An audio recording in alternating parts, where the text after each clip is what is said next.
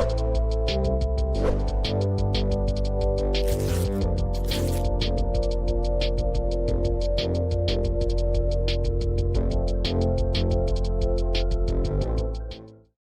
buenas tardes, bienvenidos a esta tercera sesión de Delirios, Prisiones y Contagios, esta serie de diálogos informales entre Margot Glantz y Mario Bellatín, que se une a otros eventos que estamos organizando para conmemorar los 10 años del programa Grandes Maestros de la UNAM, desde casa, por supuesto, y que en el día de hoy estará dedicado a Yasunari Kawabata y su Casa de las Bellas Durmientes. Bienvenidos y los dejo con Margot Glantz y Mario Bellatín. Buenas tardes, aquí nuevamente, soy Mario Bellatín. Estoy de nuevo junto a Margot Glantz para seguir con nuestras charlas informales en cultura en directo de la UNAM, y esta vez tocaremos el tema del escritor japonés Yasunari Kawabata, sobre todo su novela La Casa de las Bellas Durmientes. ¿Qué tal? Pues vamos a empezar, ¿no? ¿Por qué escogimos esta novela? Que es una novela pues realmente muy conocida en ciertos ámbitos y no demasiado conocida quizás en nuestra, aquí, ¿no? No sé, ¿qué piensas tú? ¿Que será muy conocida en México o es muy, muy de culto? Yo pienso que la literatura japonesa es a esta a la que nos vamos a referir, ¿no? La que se transcurre a mitad del siglo XX. Yo creo que no es tan conocida como otra que vino después, ¿no? Y sí sería, creo que bueno, de alguna manera contar en líneas generales el argumento, ¿no? de este libro, ¿no? Que es como una posada, un lugar extraño, ¿no? Que no puede ser considerado una casa de citas, etcétera, donde personas ancianas, hombres muy mayores, pasan la noche con jóvenes narcotizadas, ¿no? Es un pequeño local mínimo que solamente puede atender a una persona por cada vez, ¿no? Que tiene selectos clientes muy exclusivos, donde no pueden tocarlas, no pueden hacer absolutamente nada con estas muchachas que han sido fuertemente narcotizadas y no saben con quién pasaron la noche. Entonces yo creo que esta idea, ¿no? Tan peculiar, tan particular, pues yo creo que da pie a Kawabata, a este gran escritor, para crear toda una reflexión sobre la vejez, la juventud, la vida, la muerte, las relaciones con sus hijos paternales, con su madre, etcétera, ¿no? Entonces yo creo que ahí hay como una especie, como una suerte de flujo de conciencia. A mí me interesa muchísimo de elementos mínimos, ¿no? De un lugar cerrado, de una habitación prácticamente. No sale la narrativa, no escapa de esas cuatro paredes, y sin embargo se crea un universo sumamente complejo y sumamente inmenso, gigante, a partir de las reflexiones, de los recuerdos, ¿no? Que no creo que cabría en una novela de muchísimas páginas, ¿no? Se trata de un libro pequeño, ¿no? Según los criterios de la novela, ¿no? Como una especie, como él mismo decía, Kawabata, que él no hacía novelas cortas, sino hacía novelas comprimidas, ¿no? Como novelas achicadas de alguna manera, ¿no? O sea, que sí tenían todo el imaginario de una novela tradicional, pero dicho en pocas palabras. No sé qué pienses de eso. Sí. Bueno, yo pienso que Kawabata es un personaje muy particular porque pertenece a una generación de escritores muy, muy destacados que empezaron a figurar mucho a los años 25 del siglo pasado. Por ejemplo, Tanizaki, que fue 10 años mayor que él. Kawabata nació en 1899 y se suicidó en 1972.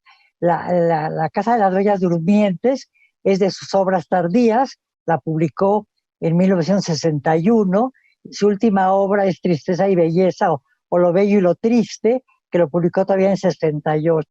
Es muy interesante cómo Kawabata, que fue huérfano desde muy niño, era de una familia de Osaka bastante aristócrata, bueno, por no aristócrata, pero de clase más o menos alta. Su padre murió cuando él tenía 4 años, su madre cuando tenía 6, y una hermana mayor que fue entregada como adoptiva con una familia, murió cuando tenía 11 años, y Kawabata solo la vio una vez. Entonces digo, la infancia de Kawabata está marcada por una soledad y por una tristeza infinita que va a ser muy característica de toda su obra. Y además creo que es muy importante el hecho de que en ese tipo de novelistas como Tanizaki Kawabata, y antes que él, Akutagawa, que es del siglo XIX, o Soseki, o luego Inoue, o Kobo Abe, o Mishima, etcétera, hay una preocupación muy grande por el occidente y al mismo tiempo una preocupación muy grande por mantener las tradiciones del Japón muy vivas, ¿no? La religión Zen, por ejemplo, el Zen es importantísimo para Kawabata. Cuando da su discurso del Premio Nobel en el 68, él dice que empieza con imágenes de haikus, ¿no? Y con relaciones con el Zen.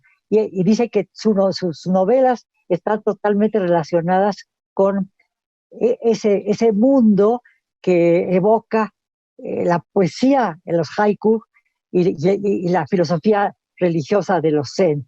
Por ejemplo, empieza el discurso hablando de los cerezos en flor, de la luz, de la belleza. Una cosa que es muy, muy importante para los japoneses, la relación con la belleza y la contemplación de la belleza.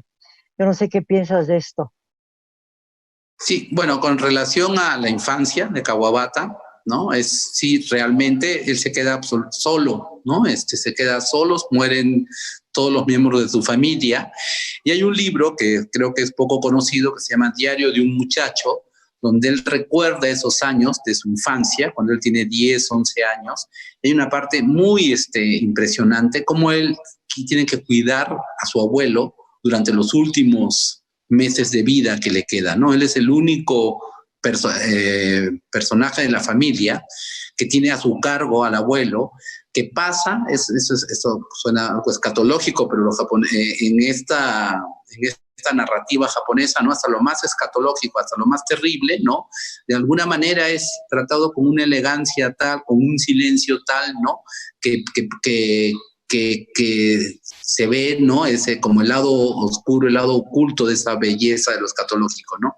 Y cuenta cómo el abuelo pasó antes de morir, ¿no? Como una suerte de 20 días, 15 o 20 días, sin hacer ninguna necesidad fisiológica, hasta que al final las hizo, ¿no? Y fue su muerte, ¿no? O sea, como que, y eso fue para él muy impactante, y como niño, ¿no? Ahí empezó como a escribir, ¿no? A partir de esta carencia, de esta necesidad, de este destino horrible que le tocó vivir.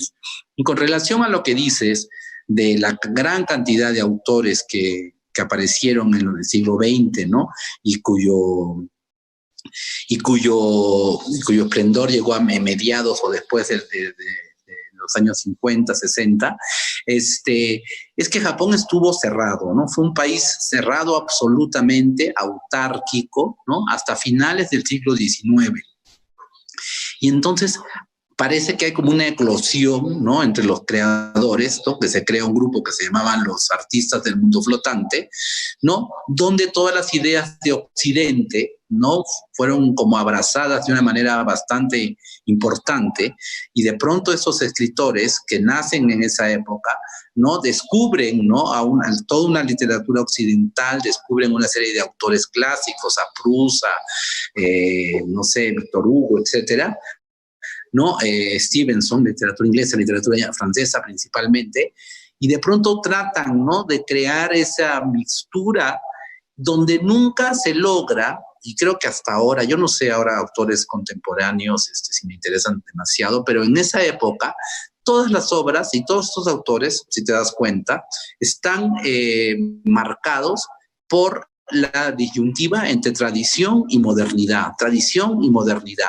No todo el tiempo hay un conflicto allí, ¿no? De respetar las costumbres milenarias, tradicionales, en las cuales han estado sujetas la sociedad, y de pronto adoptar esta famosa modernidad que acaba, lamentablemente, y muchos de ellos están vivos, ¿no? Con la bomba de Hiroshima, y que de alguna forma, pues, de alguna manera, pues, es como el gran fracaso, ¿no? De esta modernidad, y pues se ve reflejada en cada una de las obras, ¿no? Si uno ve más allá del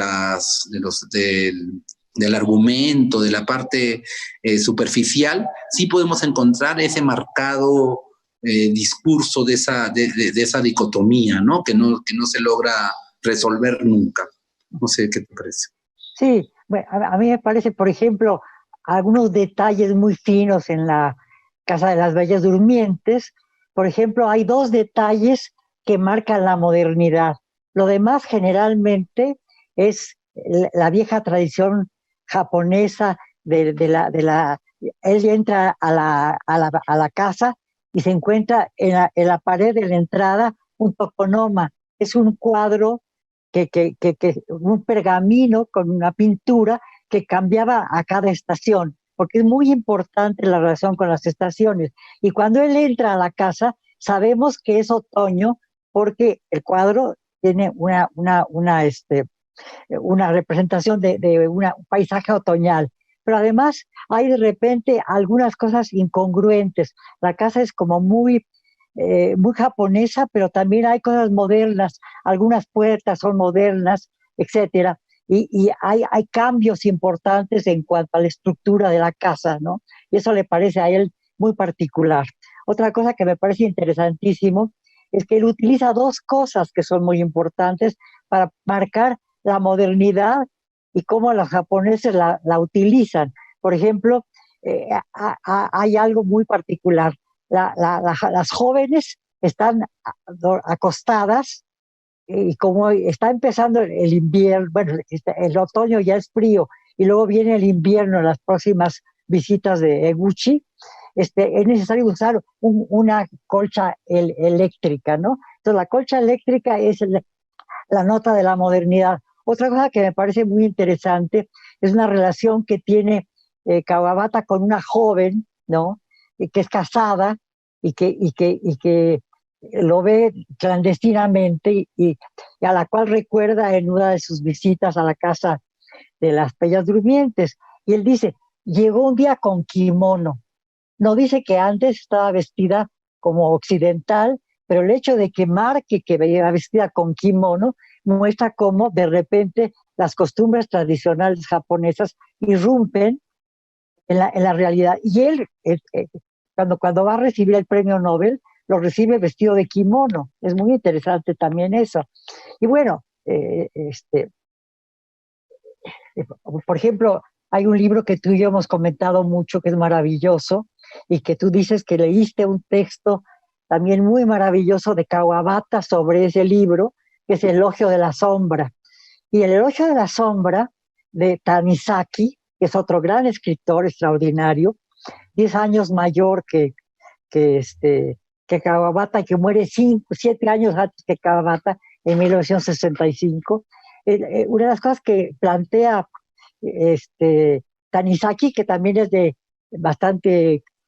familia bastante rica, que se está construyendo una nueva casa y que esa casa es para él muy importante poder conservar muchas de las tradiciones de la caja japonesa, y una de las cosas que más le preocupa es el baño, y la oscuridad del baño, y hace un contraste con la higiene, con la luminosidad, con los mosaicos de los baños occidentales, y él dice que prefiere la madera, prefiere la oscuridad, prefiere, además que son habitaciones que están fuera de la casa, con el único inconveniente que en invierno tienen que salir y que hace mucho frío, pero lo que es muy interesante también es la discusión que tiene en relación con lo que llaman los shoji, es decir, que son unas puertas corredizas que en la época tradicional de Japón se cubrían con papel, un papel transparente muy bueno.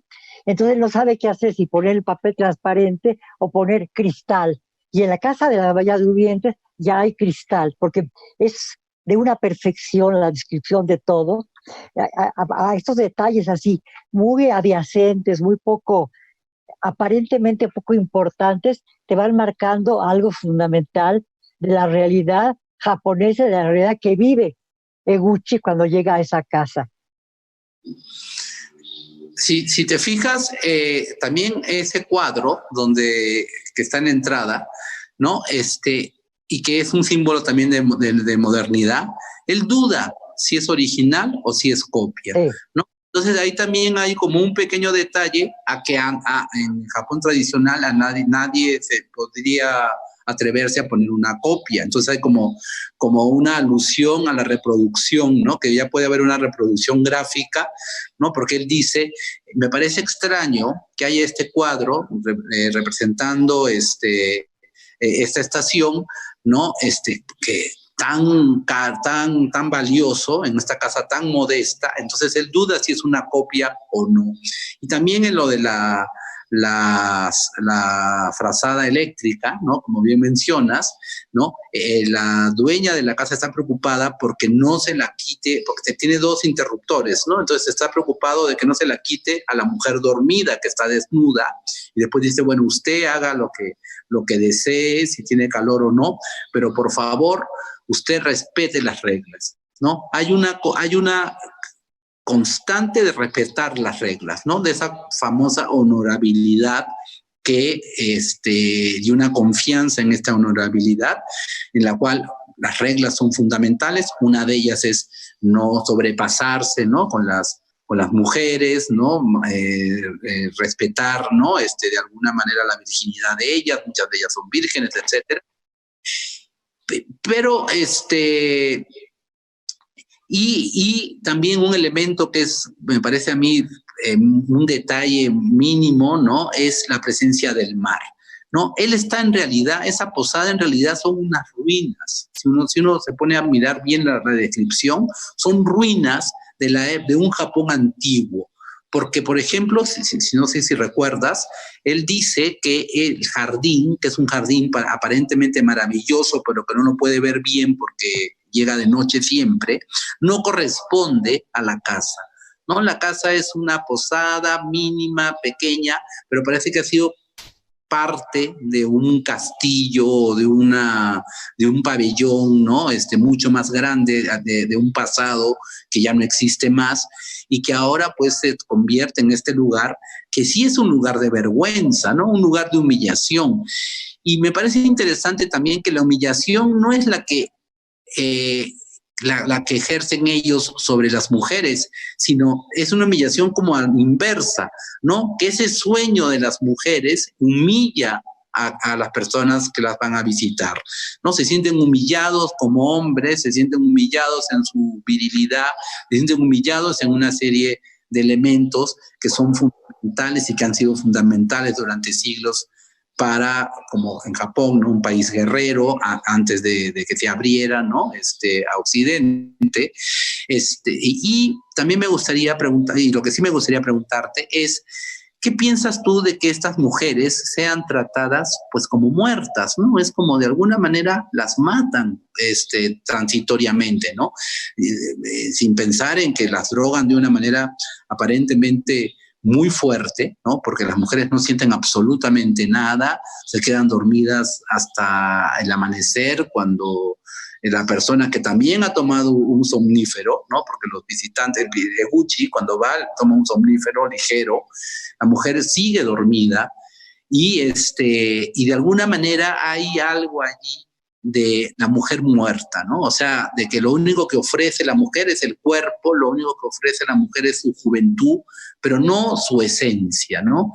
Y Eguchi, que es una persona que también es muy interesante ver cómo ha elegido a este personaje, que no es un anciano propiamente dicho, no es una de las personas no es un cliente perfecto para esa casa, ¿no? Que supuestamente son gente ya senil, etcétera, sino que él todavía mantiene una virilidad activa, pero él quiere como experimentar qué va a suceder en los próximos 10 o 15 años de su vida, donde él va a ser también un cliente perfecto, por decirlo de alguna forma, ¿no? Y entonces allí también me parece que hay como, y a la luz de una discusión contemporánea, ¿no?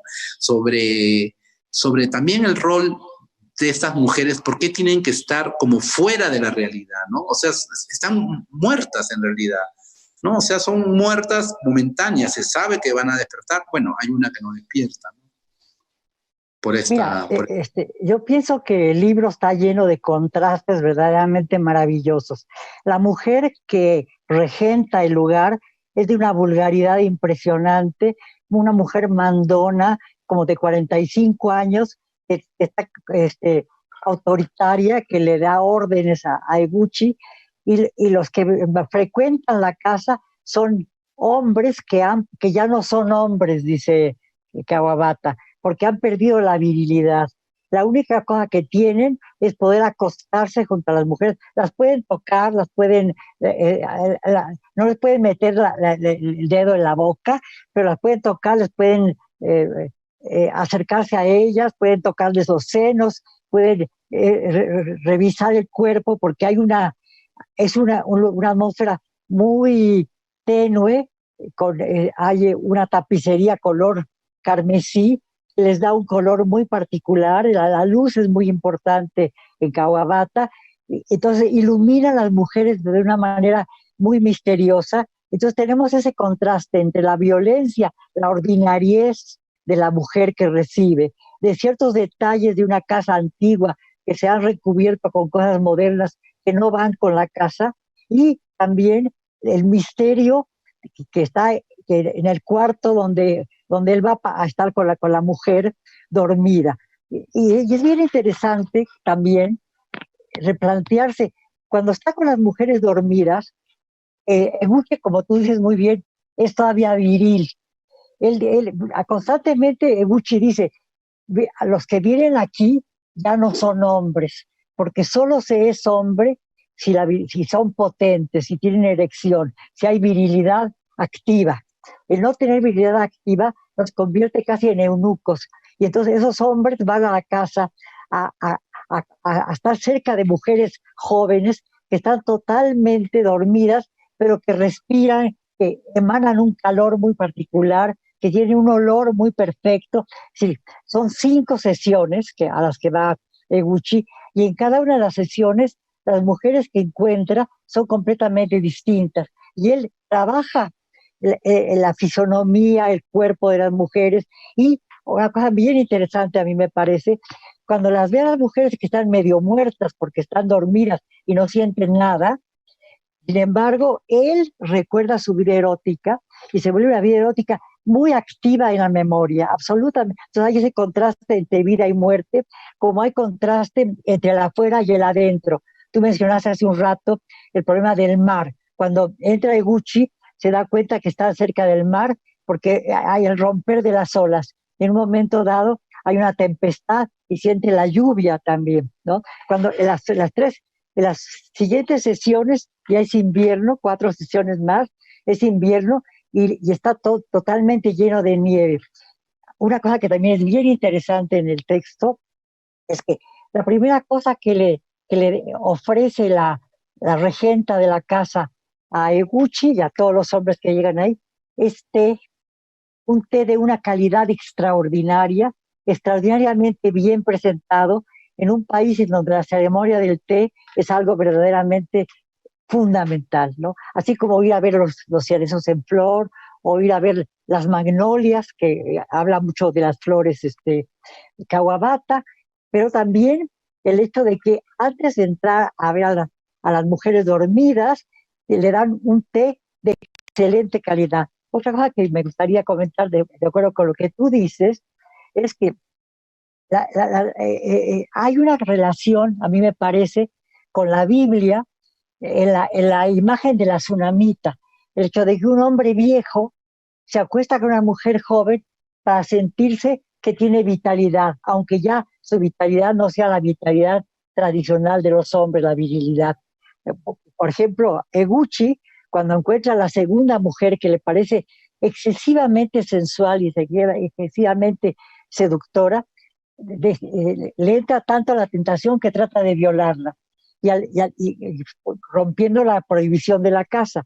Pero al hacer eso se da cuenta de que la mujer es virgen, entonces se detiene como tocado por un rayo, ¿no? Es muy interesante eso. Inmediatamente piensa en tomar un narcótico, que es un narcótico menor, con menos potencia que el de las jóvenes, porque ellas están casi muertas, pero al mismo tiempo, como te digo, son muertas vivas porque exhalan calor, exhalan olor, les puede ver el pelo, le puede ver los senos, le puede ver los pies. Hay una cosa bien interesante hablo mucho, pero en fin, una cosa bien interesante de Kawabata, cuando analiza va describiendo cada órgano de las mujeres, sus dedos, sus uñas, los labios, las cejas, el pelo, los dedos de los pies, las mejillas, los dientes, cómo se entreven en la boca abierta, todo, de una sensualidad, de una perfección, de una delicadeza, contrastando con muchas cosas que son muy fuertes, muy ordinarias, muy violentas, ¿no? Sí, de alguna manera, cuando me refería, ¿no? Que se pueden contar cosas muy escatológicas, muy terribles, etcétera, ¿no? Y de una manera tan elusiva, tan apegada a la naturaleza, ¿no? Que entra dentro de una armonía que uno no esperaría para un tema así. Pero también cuando mencionas que cada descripción, cada encuentro en tiempo real, ¿no? Que va ocurriendo en esa posada, ¿no? Hay un recuerdo.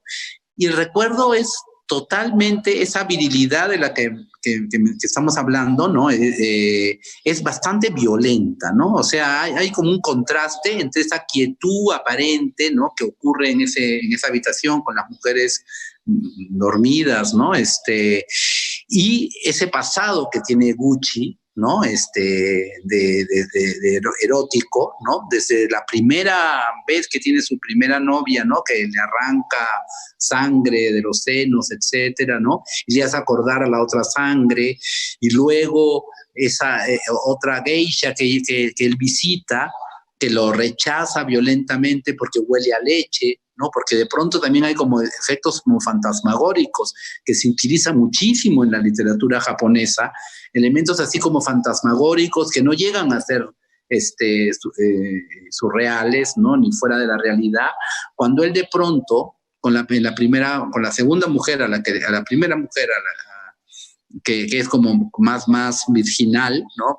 Según su criterio, de pronto la habitación queda envuelta en un aroma de leche, ¿no? En un aroma de leche que él no sabe de dónde surge, ¿no? Él piensa que tal vez esa mujer sea una mujer lactante, ¿no? Ve los senos y eso lo remite a la violencia que tuvo con esa primera experiencia, esa primera novia, ¿no? Con el cual fue demasiado violento, era demasiado violento y la familia lo separó y la obligó a casarse con otro, ¿no? Y él piensa que de alguna forma tiene que ver con eso y no es así, y eso lo lleva a otro recuerdo, que es aquel en el cual la geisha, al sentirle olor a leche, porque él ha cargado a sus dos hijas, ¿no? A su hija pequeña, que todavía es lactante, de su esposa, hay como una reacción como casi animal, ¿no? De parte de la geisha, que lo rechaza y no lo quiere volver a ver, ¿no? Por ese aroma mínimo, ¿no? Cosa que, pues, me imagino yo que en la vida concreta, ¿no? Que alguien huela de tal manera o un aroma mínimo que no tiene necesariamente, no, que no es desagradable, ¿no? Un aroma lácteo, ¿no? Desencadene algo tan violento, ¿no? Me parece bastante como contrastante, ¿no? Porque él en su vida real, en su vida cotidiana, pues ha tenido una vida erótica bastante intensa y bastante violenta. Ningún recuerdo que él tiene es un recuerdo de alguna manera apacible o que le traiga una buena memoria, ¿no? De alguna manera todos son recuerdos bastante tristes, ¿no? La relación con su esposa es también una relación marchita, la relación con las hijas también, ¿no? Incluso con la sexualidad de las hijas, ¿no? Yo siento que con esto que tú mencionabas, de que hay una alusión constante a la naturaleza, también hay una alusión constante a lo animal de cada quien, ¿no? Porque él tiene una relación bastante animal, ¿no? Con las hijas, incluso porque él de alguna manera siente unos celos espantosos o se le despiertan sensaciones muy violentas, ¿no? Cuando su hija empieza a tener una vida sexual, ¿no? Que la hija parece que la engañan, ¿no? Porque tiene dos pretendientes y uno de ellos le quita la virginidad y para él eso le despierta una sensación espantosa y el hecho de la sangre, de que él cuando piensa en los senos, él hace sangrar, ¿no? Los senos de la primera novia que él tiene cuando él es estudiante, no puede casarse porque no tiene los recursos suficientes para mantenerla.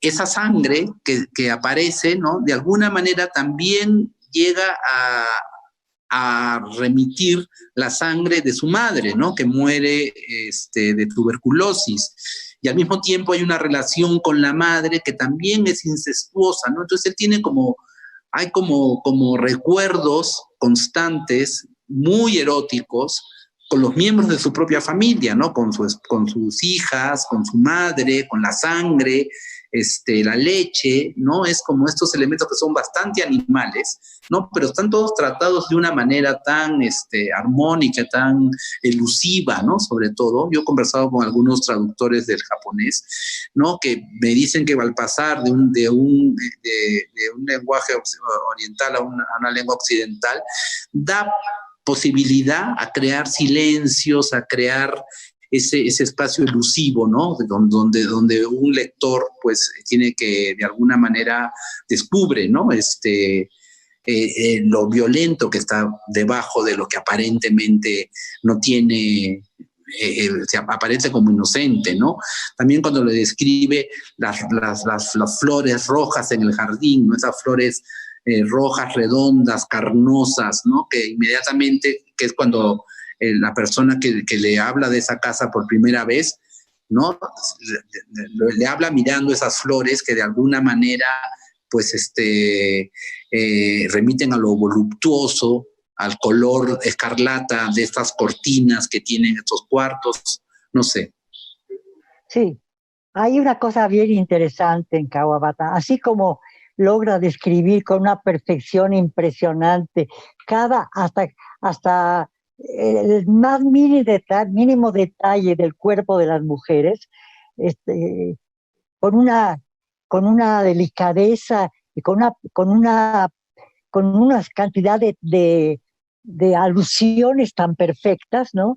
Al mismo tiempo hay una relación con toda una gama de mujeres, así como son 5 mujeres o 6 mujeres diferentes las que se encuentra en la casa de las bellas durmientes y todas están narcotizadas, ese narcótico de las mujeres evoca en él la cantidad infinita de relaciones eróticas que él ha tenido en diversas etapas de su vida con mujeres de todos tipos. Y claro, está cuando la primera muchacha con la que tiene esa relación tan violenta, al grado de que le saca sangre de los senos y que luego él bebe esa sangre, le produce una asociación paralelística, como acabas de mencionar, con la última escena de la novela, en donde él está acostado con 2 mujeres, una blanca y una negra,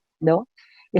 Y recuerda perfectamente, empieza a pensar, ¿cuál fue la primera mujer de mi vida? Dice, mi madre. Entonces, hay ese pensamiento, casi es como si le picara una víbora, porque se da cuenta de un pensamiento incestuoso muy vital, que bueno, no me voy a meter en la autobiografía de Kawabata. Kawabata, porque su madre murió cuando él tenía 4 años, pero hay una cosa así de relación, como también lo mencionabas tú, con la leche, con el dar a luz, con el parto. Cuando ve a las mujeres, dice, a una cree que ya es lactante, que ya es la leche, porque los senos son tan redondos, tan especiales, que cree que ya ha tenido hijos. Pero aparte de eso, ve en otra de las mujeres a las que encuentra la posibilidad de que sea parturienta, ¿no?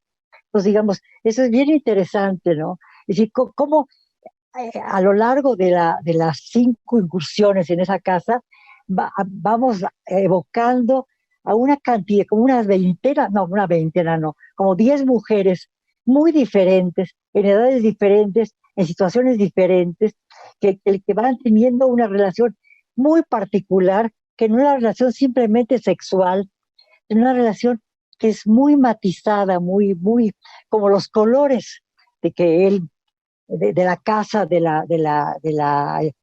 color escarlata, de los cortinajes, la luz tamizada, como luego esa luz escarlata y la relación con la hija le trae a la memoria las flores y como lo que tú acabas de mencionar, esas flores muy carnosas, muy vitales, que el amigo le enseña y que pues son como una muestra de la tristeza de la vejez, ¿no? El hecho de que la vejez es algo verdaderamente importante. Y luego la relación con la hija a la que uno de los novios le ha quitado la virginidad, la lleva a pasear porque es la hija que más quiere, es la más pequeña, la lleva a pasear y la lleva a visitar unos jardines en verano en donde hay unas magnolias de color rojo y parecido al carmesí del cortinaje de la sala donde él está. Entonces, digamos, él trabajado mucho las sinestesias. Él pertenece a una generación que empezó a trabajar al estilo de Proust en Japón, las sinestesias, la relación con los colores, la relación con la luz, la relación con el tacto. El tacto es muy importante también en la novela, ¿no? Sí, cómo recorre el cuerpo de las mujeres, cómo le toca los senos, cómo trata de abrir la boca, aunque le han prohibido, para ver los dientes y qué tipo de dientes tiene, si están bien formados, si tiene un diente irregular o si sus dientes son pequeños y muy blancos. En fin, esa cosa así, tan minuciosa, tan detallista, en pocas páginas, ¿no?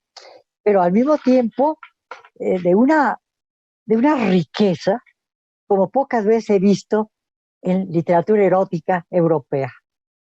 Me acuerdo, por ejemplo, de esa película extraordinaria que se llama El Imperio de los Sentidos, en donde lo que tú dices de belleza, crueldad, animalidad, ¿no? Se vuelven totalmente palpables. Hay una cosa así de refinamiento en los vestidos, en la habitación donde están, el acto amoroso, luego viene la violencia espantosa, ¿no? En que la mujer en el orgasmo le corta el miembro viril a su amante, con el que ha gozado enormemente, y luego anda por las calles ostentando la virilidad de su amante muerto, ¿no? Esas cosas japonesas verdaderamente que no sé si se mantienen ahora, ¿eh? Porque si leo, por ejemplo, a Murakami, me da grima, porque me parece horrendo. Y pensar que la gente pensaba darle el Nobel, hablaban de darle el Nobel a Murakami, y comparamos a Murakami con Kawabata o más tarde con Ken Saburo, uno dice, pero ¿qué pasa, Dios mío? ¿Qué está pasando? ¿Cómo está el mercado acabando con la verdad la belleza literaria? Pero bueno, ya me exalté. No, y aparte no era solo un autor ni dos, ¿no? Eran muchísimos, ¿no? Yo creo que empezando con Akutagawa, que era el más antiguo, el más mayor de todos, ¿no? Pues hay una lista de autores, Tanizaki, Abe, por ejemplo, ¿no? el autor de la Mujer de la Arena, El rostro ajeno, y pocos saben también que Abe era también un artista plástico, ¿no? Ganó la Bienal de Venecia en el año 67, ¿no? Todo el mundo conoce a Kobo Abe como escritor, y sin embargo también había como una especie, que es un poco lo que cuenta en el Elogio de la Sombra Tanizaki, ¿no? Luego de mencionar los baños, ¿no? Y comienza con algo muy simple, y yo creo que cualquiera lo puede, cualquier persona que vaya a un restaurante japonés lo puede corroborar, porque pues yo me he dedicado a hacerlo, ¿no? Que en la sopa miso, ¿no? Que sirven en cualquier restaurante japonés, es imposible ver el fondo, ¿no? Que una buena sopa miso hace que el fondo sea imposible de ver, el fondo del pocillo donde lo sirven, ¿no? En el sentido de que la oscuridad, esa es como algo fundamental, ¿no? De mostrar estas capas, para poder contar todo esto que estamos hablando, ¿no? Esta animalidad, esta primariedad, esta violencia, lo escatológico, ¿no? Que es un poco lo que contaba con el diario de Mishima, de Kawabata, cuando cuidaba al abuelo. Pero también en este libro, El elogio de la sombra de Tanizaki, habla de cómo habrían sido los inventos si hubiesen provenido, los inventos de la vida contemporánea, el cine, etcétera, si no hubiesen sido inventos occidentales, si no hubiesen sido inventos de Japón, ¿no? Entonces, también por eso podemos encontrar cosas que en Occidente nos parecen actualmente o hasta hace muy poco tiempo como muy innovadores, ¿no? Como el hecho de que un autor también sea un artista plástico, etcétera, o que se puedan contar estas situaciones límite, ¿no? Eso ya se había hecho en Japón, ¿no? En el siglo XX, con esta unión entre Occidente y Oriente, y también lo vemos en el cine, ¿no? Por ejemplo, el cine de Ozu, ¿no? Que a mí me parece un cineasta singularísimo, ¿no? Porque pues crea un cine, crea como 50 películas, hace como 50 películas que casi todas son las mismas, porque las va construyendo como a manera de haikus tal vez, ¿no? Con pequeñas piezas que se repiten y se repiten y se repiten, y el argumento es otro, pero está constituido de una manera similar, ¿no? Son los mismos actores, es la misma toma de cámara, son los mismos escenarios, etcétera. No hay como una especie de minimalismo que tendrá que ver, que creo que tiene que ver con los zen, que de alguna manera, pues sí, yo pienso que la creación, desde la manera de entender la creación, es muy distinta, ¿no? Y hay tantos autores, ¿no? Que yo creo que sería pues muy larga la lista, ¿no? De esos autores que están hablando de Murakami, que mencionas, que están muy cerca a Murakami también, ¿no? Porque Murakami no es de otra generación. De alguna manera están 20 o 30 años antes y hacen una literatura muy, o sea, con una calidad superior, pero de alguna manera están dentro de esa línea, ¿no? Porque pues el primer libro de Murakami, traducido, que se llama La casa del jabalí salvaje, algo así, pues también de alguna manera es contemporáneo, ¿no? Con los libros de Kawabata, de Mishima, es un poco mucho más joven, pero de alguna manera pertenece a esa ola de autores, ¿no? Esa generación de autores. Y lo que sí a mí me sorprende, pues sí, siempre me ha sorprendido, ¿no? Es cómo trabajar un tema tan terrible, que yo creo que eso nos atañe también a nosotros en nuestra realidad actual, ¿no? Con una tersura y con una manera que de alguna forma vaya contraste con lo que se está contando, ¿no?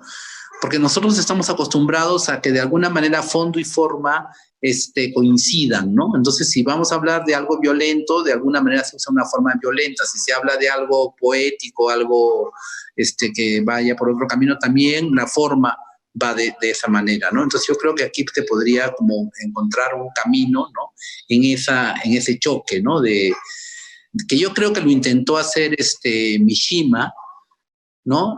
Con el cual Kawabata tuvo una larga correspondencia, pero yo siento que Mishima, pues, me parece un misterio, ¿no? Todo lo que hizo, ¿no? Aparte de escribir, ¿no? Que tiene grandes libros también, pero también yo creo que él se adelantó, ¿no? Él no tuvo la paciencia, ¿no? A que esta evolución llegara por sí mismo, ¿no? Esta evolución entre Occidente y Oriente, etcétera, la vergüenza que se tuvo después de la guerra, etcétera.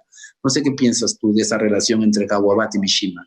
Mira, yo he leído con mucha atención y me encanta la correspondencia Kawabata-Mishima. Mishima era muy jovencito en 1945, cuando acababa de terminar la Guerra Mundial, con la derrota de Japón, Hiroshima, además, ¿no? Que se acercó a Kawabata, que ya era muy conocido, porque ya había escrito muchas cosas desde los años 20, 30, 40, ¿no?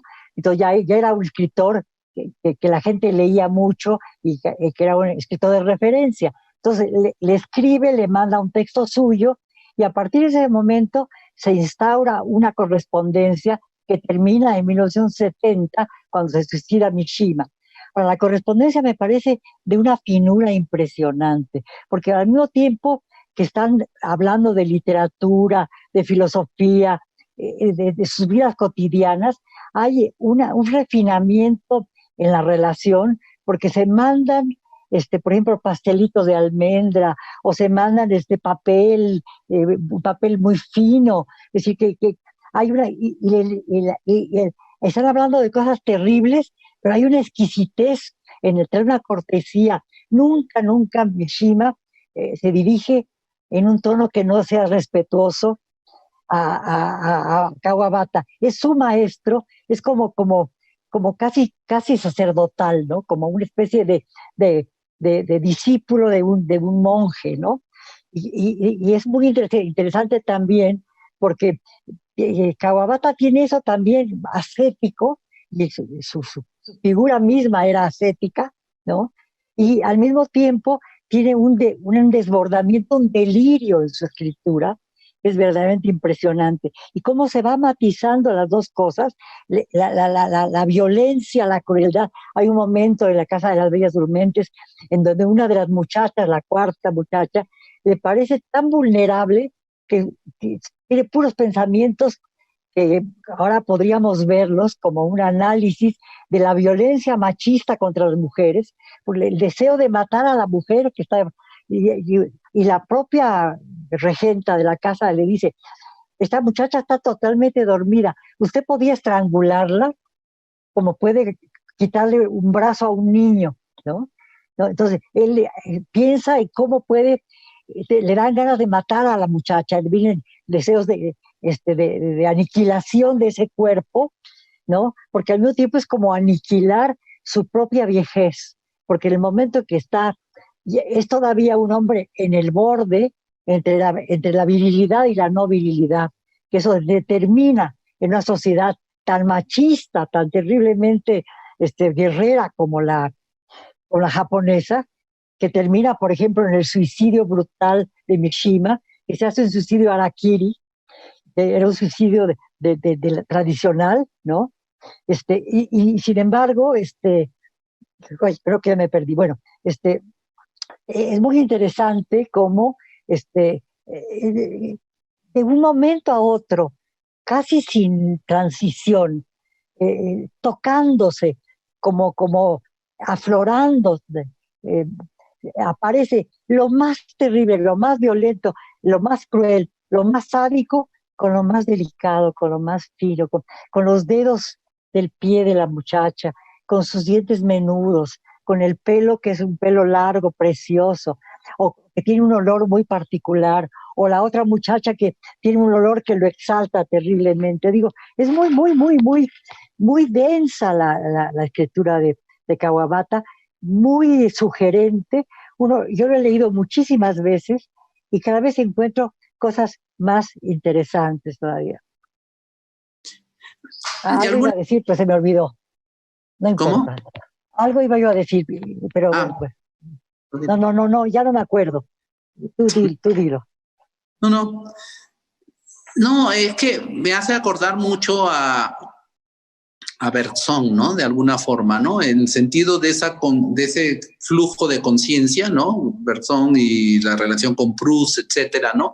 Que va contando los hechos, pero no va contando los hechos, va contando otras situaciones, ¿no? Como una especie como de flujo de conciencia, sin llegar a ser obviamente obvio el procedimiento, a la manera de Joyce, etcétera, pero de alguna manera esto que está contenido, que repito, ¿no? Desde el comienzo, que a mí me llama tanto la atención, que ocurre todo en 4 paredes, ¿no? Y de alguna manera se abre todo ese universo en este flujo de conciencia constante, ¿no? Entonces yo siento que esa técnica, ¿no? Porque pues como escritores, ¿no? Vemos lo que nos interesa, aparte de lo que va sucediendo, es cómo están construidos los libros, ¿no? Es cómo utiliza el pretexto de esas mujeres, ¿no?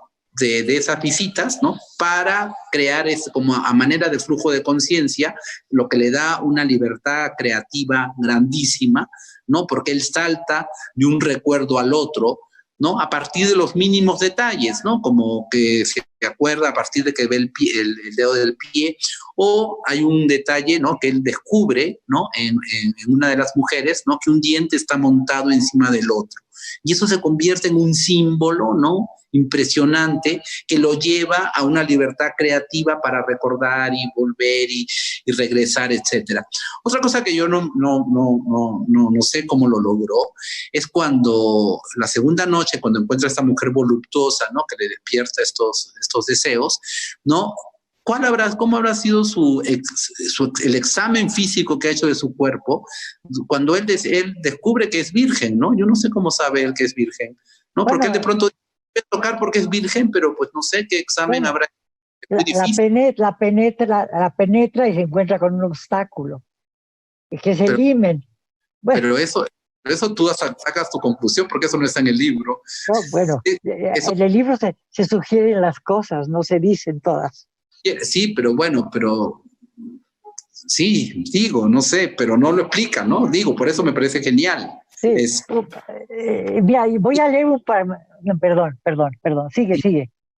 No, dime. No. Mira, es que quiero leer un fragmento de la carta que escribió Mishima al jurado del premio Nobel para recomendar al Nobel a Kawabata, y dice: las obras de Kawabata unen la delicadeza a la firmeza, la elegancia a la conciencia de las más terribles cosas de la naturaleza humana.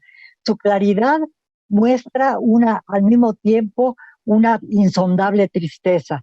Son modernas las cosas, pero al mismo tiempo directamente inspiradas de la filosofía solitaria de los monjes del Japón de la Edad Media. Es lo que me parece. Por ejemplo, en un momento dado, en una carta de Mishima compara la forma de ver la luz en Kawabata con la forma en que Proust describe en un momento dado un cuchillo en la cocina de Françoise, y cómo el cuchillo tiene iridiscencias por la luz, y cómo queda todavía el resto de una comida, y cómo eso le sirve para crear una cosa genial.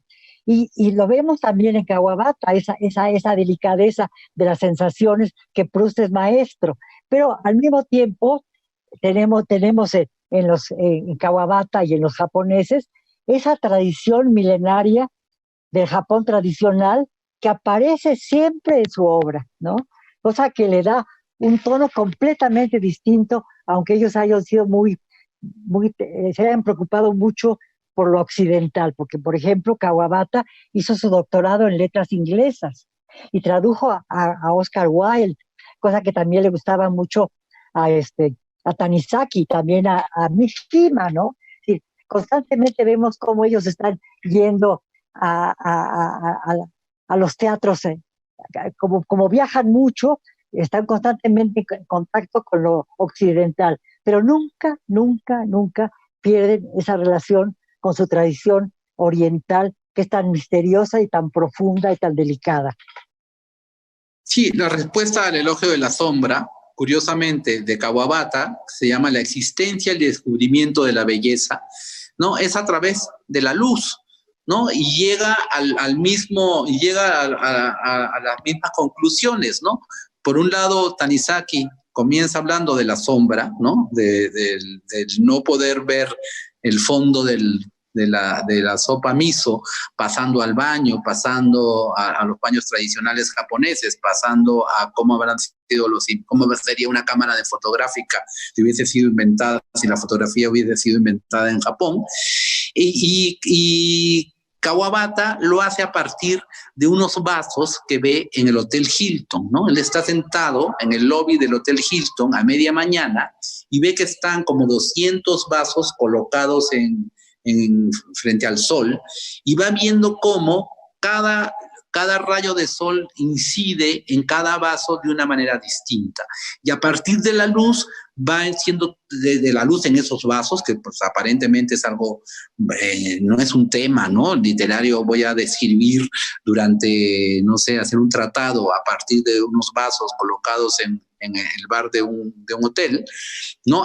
Sin salir nunca de esa imagen, de los vasos, de la luz cayendo en los vasos, ¿no? Va creando toda una reflexión acerca de toda una cultura y de la importancia que tiene la naturaleza, la luz, la sombra, lo claroscuro, los arcoíris, etcétera, ¿no? Que de alguna manera sirven también como mecanismo de transición, ¿no? La naturaleza, la luz, etcétera, sirven como mecanismo de transición entre una escena determinada y otra, ¿no? O entre una escena violenta y otra calma, etcétera, y siempre hay como un elemento de la naturaleza, un elemento de la luz, etcétera, ¿no?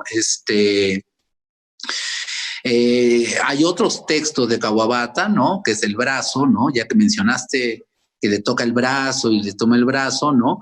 Donde arranca el brazo de alguna manera y se queda con el brazo, que yo me imagino que puede ser una extensión de las Bellas Durmientes, ¿no?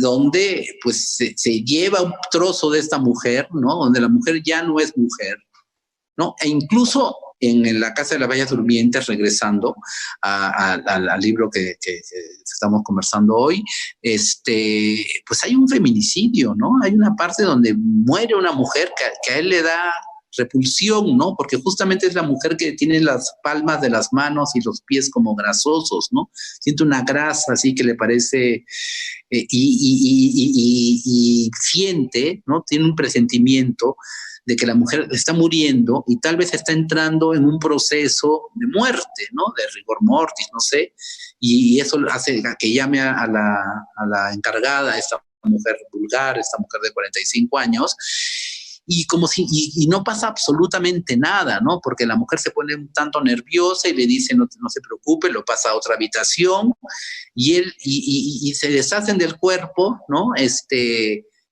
De la misma manera como también se deshacen del cuerpo siempre, porque nunca hay una reflexión de cómo serán esas mujeres en la vida cotidiana, nunca hay un interés mayor, nunca hay un involucramiento, nunca nadie se involucra allí, ¿no?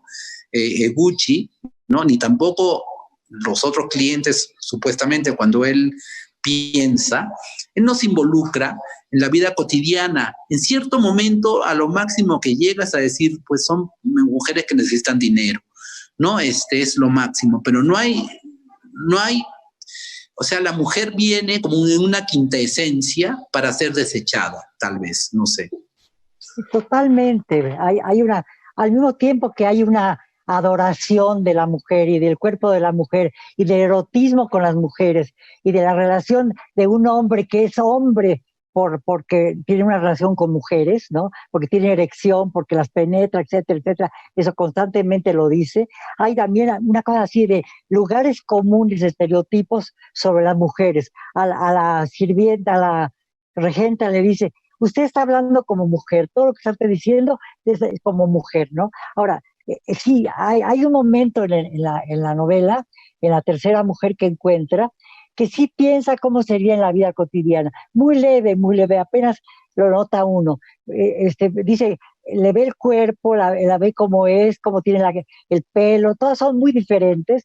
Y entonces, ¿cómo podría caminar en la calle? ¿Y cómo se vería esta chica que seguramente no tiene dinero, y se vestiría con ropas muy ordinarias, ¿no? Es decir, recalcando ese elemento que siempre está presente en la obra, como el mundo exterior es un mundo muy ordinario que va a penetrar en el mundo interior, que tiene algo muy ordinario también porque las muchachas son prostitutas pero vírgenes, ¿no? Eso le produce mucho problema a Iguchi, ¿no? Pensar que las mujeres van ahí por dinero, que deben ser de clase baja, etcétera, etcétera, pero que al mismo tiempo son vírgenes, ¿no? Entonces, ese contraste entre virginidad y prostitución, entre muerte y vida, entre incesto, relación con las mujeres, erotismo, la relación con las hijas, con la madre, con las otras mujeres, con una mujer mayor que él, todo ese tipo de cosas, esa gama tan perfecta de mundos que él va trazando a partir del encierro, porque se da cuenta de cuál es el afuera, el mar, las olas, etcétera. Hay un jardincito lleno de árboles famosos del Japón, el arce japonés, que es rojo también, muy importante, y también sabe que hay nieve, que hay todo, pero todo está afuera, y sin embargo, todo sucede dentro, pero todo se piensa afuera, porque todas las mujeres con a las que recuerda Eguchi son mujeres que conoció en diferentes etapas de su vida, en muchos viajes, en hoteles, en restaurantes, en fin, de muchas clases sociales y de muchas edades, ¿no? Entonces digo, hay como una reflexión entre el adentro y el afuera, también con la misma finura con que se reflexiona sobre la sombra y la luz, sobre los colores, cómo impactan, sobre los colores de las flores, la carnosidad de las flores y la carnosidad de los muslos femeninos o sus senos, etcétera, y cómo cada descripción una tiene un seno más chiquito, otra tiene muy grande, las areolas son un poco tenues, otras son oscuras, otros son senos caídos pero muy abundantes. Digo, todo ese tipo de cosas, y en tan pocas páginas, porque son 180 páginas, ¿no? Y claro, lo que tú dices del brazo, lo escribe después el brazo como de 66 o una cosa así, y este es 61, sí, perdón. No, y también hay una presencia que no hemos hablado del adentro, que es el trabajo que hace también con los sueños, ¿no? Hay unos sueños repugnantes, ¿no? Cuando él tiene la primera noche, él sueña que su hija, ¿no? O sea, y es curioso porque no escapa de los encierros, ¿no? Él tiene una pesadilla que la hija ha tenido un bebé deforme, y que la madre, en un arrebato de locura, toma un cuchillo, que tal vez sea el mismo cuchillo que le menciona Kawabata en la carta que Mishima le describe de Proust, y esta mujer, y esta madre desesperada, toma un cuchillo en el gabinete donde acaba de dar a luz, y lo corta a pedacitos para tirarlo a la basura mientras está vivo, ¿no? Que es una imagen terrible, que yo creo que no se podría contar, o podría contarse, pero sería pues una escena gore, una escena pues deleznable, ¿no? Pero es el sueño que él tiene durante la primera noche que pasa allí, ¿no? Que es un sueño espantoso, que tiene un hijo deforme, y de lo único que se acuerda, no sabe qué deformidad tiene el hijo, el nieto en este caso, pero lo único que él se acuerda es cómo la madre lo pica, ¿no? Con un cuchillo muy filudo, y lo tira a la basura.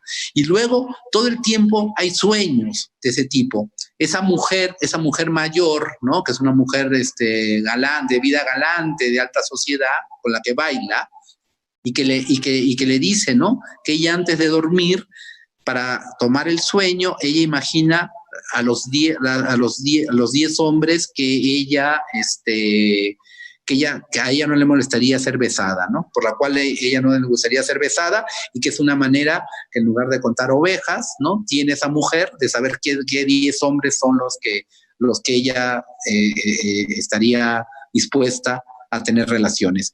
Y entonces él lo toma como una insinuación, y de pronto esa imagen se le queda grabada y se le produce una pesadilla, un sueño.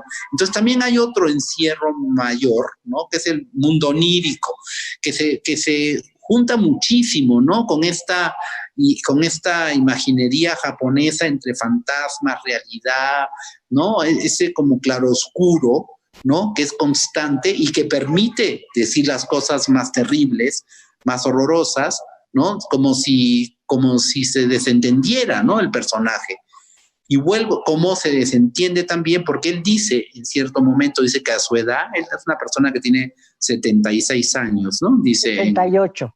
78, ¿no? Entonces, él dice que ya no está él para estar con mujeres o con situaciones eróticas que le lleven una complicación mayor, ¿no? O sea, porque todas las relaciones de alguna manera en otras circunstancias, pues no solamente el estar sexualmente, etcétera, sino siempre hay unas complicaciones, ¿no? Y siempre cuando cuenta y siempre tiene algún recuerdo, tiene la parte maravillosa o la parte intensa de la relación, pero siempre va acompañada de un final triste, de un final nostálgico, etcétera. En cambio, él cree que aquí él ya no está en edad como para que su erotismo lo lleve a una situación de la cual tenga que involucrarse más allá de pasar esa noche, ¿no? Entonces, justamente aquí es el tratar a estas personas, a estas mujeres, pues como objetos, ¿no? Como si fueran casi muñecas inflables. Y no es casual también que en Japón fue pues donde se originó y donde es el éxito mayor, ¿no? Las muñecas inflables, ¿no? Como elemento sexual, ¿no? Porque él lo dice en la primera escena, que él empieza a jugar como si fuera un niño con una muñeca, ¿no? Que es esa niña que es la más infantil, ¿no? Que le encuentra. Y entonces hay un término, hay una relación allí con el juego y con repito, ¿no? El desperdicio, ¿no? Solamente yo voy a aprovechar lo que quiero aprovechar y no voy a hacerme cargo de las consecuencias, ¿no? Yo le pago a esta regenta para que se haga cargo de todo, incluso para que se deshaga del cadáver de esta mujer con las manos y los pies grasosos, que aparte no le gustaba. Es curioso que no le gustaba y justo se muere, ¿no? Y no le importa nada, no tiene ningún remordimiento. No. Él se va y huye, sí. Pues sí, pero sobre todo la que es peor es la mujer. Es que tiene una cosa así completamente. Por ejemplo, cuando se muere un viejo de un infarto, lo llevan al hotel. Lo llevan no está bien que lo vean ahí porque su familia puede molestarse, solo llevan a un hotel de paso. Bueno, querido, yo ya estoy un poquito, me gustaría muchísimo seguir esta conversación porque los japoneses son mi delirio. Empecé a ver Rashomon de Kurosawa cuando era yo muy joven, y luego vi La Mujer de Arena, basada en la novela de Kobo Abe, y me empecé a fascinar y a leer todo lo que me acabo. Tengo una biblioteca muy grande, bueno, muy grande, no tengo muchos autores japoneses que comparto contigo en mis lecturas y que ojalá la gente que nos ha escuchado empiece a compartir también, porque realmente es una de las literaturas más ricas, más profundas, más finas, más delicadas, y en donde se aúna la belleza con la tristeza, que es el último libro de Kawabata antes de suicidarse. Es interesante también ese rasgo en común que tienen muchos de los autores, ¿no?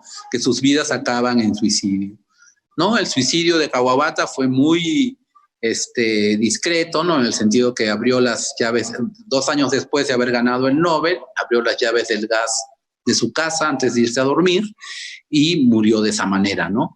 A diferencia de toda esta puesta en escena que armó Mishima en el año 70, ¿no? Donde hizo harakiri, que no solamente hizo un harakiri, sino un harakiri público, para el cual reunió a todo el ejército, a la plana mayor del ejército japonés, ¿no? Que fue televisado en todo el mundo, y que su esposa se enteró en su auto, en la radio del auto, mientras iba a dejar a los niños a la escuela. Eso, un hecho que puede ser del siglo XVI, XVII, etcétera, ocurrió en el año 70, ¿no? En 1970, o sea que es que en un momento contemporáneo totalmente allí se ve esta disyuntiva, este disloque de los tiempos que hace pues que estas acciones sean totalmente universales, ¿no? Y que trasciendan el tiempo y el espacio. Y respeto tu cansancio y tus ganas de seguir conversando. Nada más, otro gran suicida es Osamu Dazai, ¿no?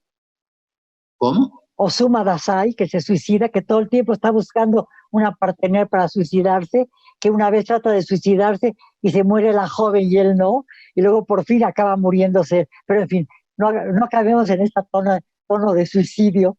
En Las Bellas Durmientes, cuando tiene el primer amor y que no lo puede mantener porque no tiene un puesto, dice, lo único que me quedaría era o que me separaran de ella o suicidarnos juntos. Sí. ¿No? Lo dice también en La Casa de las Bellas Durmientes, ¿no? Como esa costumbre de la prueba máxima del amor, que es el suicidio en conjunto. Pero siempre yo digo, ¿quién se mata primero, tú o yo? ¿No? ¿Quién lo hace? Un poco tarde, pero bueno, muchas gracias. Muchísimas los esperamos, si es que todavía tienen paciencia, a nuestro próximo diálogo informal o infernal con el Salón de Belleza de Mario Bellatín o Bellatín, ¿no? El miércoles que viene.